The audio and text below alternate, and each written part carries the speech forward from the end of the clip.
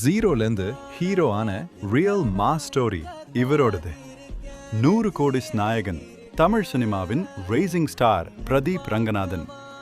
Short ஃபிலிமில் ஆரம்பித்து யூடியூப்ல கண்டென்ட் கிரியேட் பண்ணி ஸ்லோவாக இண்டஸ்ட்ரிக்குள்ள என்ட்ரி கொடுத்த ஒரு செல்ஃப் மேட் மாஸ் ஹீரோ.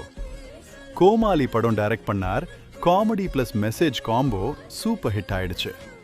அடுத்த ஃபிலிம் லவ் டுடே, இதுதான் real blast. Direction plus acting ரெண்டும் அவரே. யூத் கிட்ட வேற லெவல் கனெக்ட்.